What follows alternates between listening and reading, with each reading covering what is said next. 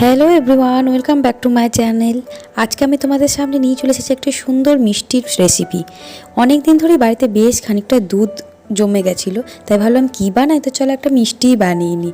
এই যে এখন দেখো দুধটা গরম করতে দিয়ে দিয়েছি, আর এখানে ভিনিগার আর তার সঙ্গে একটু জল মিশিয়ে নিলাম। এই জল দিয়ে আসলে আর কিছুই নয়, দুধটাকে একটু ছানা বানাতে হবে, তো সেই জন্য ছানা ফাটানোর জন্য আমি ভিনিগার দিয়ে দিলাম। ডাইরেক্ট ভিনিগার দিইনি, একটু জাস্ট জল মিশিয়ে দিলাম। আর এখানে দেখো সুন্দরভাবে আমার ছানা বানানো হয়ে গেছে। আর এখানে একটু ঢাকা দিয়ে দিলাম যাতে ছানাটা একটু সফট হয়। আর ততক্ষণে অন্য একটি পাত্রে আমি আর একটু দুধও গরম করার জন্য দিয়ে দিলাম। দুধটা আসলে একটু ফুটিয়ে ঘন করতে হবে। আর এই যতক্ষণে দুধ গরম হচ্ছে ততক্ষণে ছানাটাকেও জল ঝরাতে দিয়ে দিলাম। এই গরম ছানার মধ্যে আমি একটু ঠান্ডা জল মিশিয়ে দিয়েছিলাম যেন ভিনিগারের টক ভাবটা না থাকে। আর এইদিকে দেখো দুধটা ফুটে গেছে, আর এই ফুটন্ত দুধে আমি একটু আমুল দুধের গুঁড়োও মেশাবো। তো এই ফুটন্ত দুধ দিয়ে একটু আমুল দুধ মিশিয়ে এটাকে জাস্ট লিকুইড বানাবো। আর এইদিকে আমি মিষ্টি বানাচ্ছি, আর এদিকে বাবা আর মেয়ের খেলা দেখো। মেয়ে তো সন্ধ্যেবেলা বাবাকে পেয়ে আনন্দের আর সীমা থাকে না। তো যাই হোক, চলো ওদিকে আমার রান্নাটা ওয়েট করছে আমার জন্য।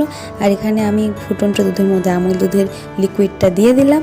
আর এইভাবেই আরও একটুক্ষণ সময় দিয়ে এটাকে আরও একটু গাঢ় করব। আর এই যে দেখো অনেকটা গাঢ় হয়ে গেছে, এর মধ্যে এবার আমি একটু চিনি অ্যাড করে দেবো। তোমরা যদি কেউ চাও এর মধ্যে শীতকালে নলেন গুঁড়ো দিতে পারো। আসলে আমার কাছে সেই সময় নলেন গুঁড়ো অ্যাভেলেবেল ছিল না, যে কারণে আমাকে চিনি দিতে হয়েছে। আমি কিন্তু নলেন গুঁড়ের সন্দেশটাই বেশি প্রেফার করি। আর হ্যাঁ, আমি এর সঙ্গে একটু এলাচ গুঁড়োও দিয়েছিলাম, যেটা কিন্তু ভিডিও করতে আসলে মিস হয়ে গেছে। তো যাই হোক, এখানে ছানাটা আমার জল ঝরানো হয়ে গেছে। আর ছানাটাকে নিয়ে খুব ভালোভাবে আমি চামচে করে দেখো মেখে নিচ্ছি, যেন এর মধ্যে একটুও দানা না থাকে। আর এই গাঢ় এই দুধের মধ্যে ওই ছানাটাকে দিয়ে দেবো। ছানাটা দেবার পর কিন্তু খুব ভালো করে নাড়াচাড়া করতে হবে।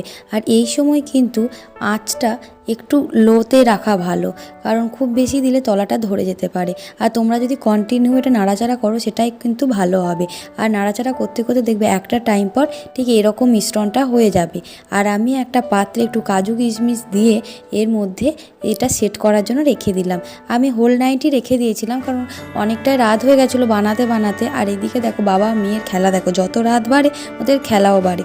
পরের দিন সকালে দেখো দেখছি একদম এটা সেট হয়ে গেছে। আর কি সুন্দরভাবে আমি দেখো এটা শেপ করে কেটে নিই। আর দেখতে কিন্তু একদম দোকানের কালাকাঁদের মতনই লাগছে। কি বলো? তোমরা কিন্তু অবশ্যই কমেন্ট করে জানিও এই রেসিপিটা তোমরা বাড়িতে ট্রাই করলে আর কেমন লাগলো। তো শুধু কি দেখলে হবে, চলো একটু খাবারটা টেস্ট করেও দেখি। আর হ্যাঁ, সত্যিই বিশ্বাস করো ভীষণই সুন্দর হয়েছে।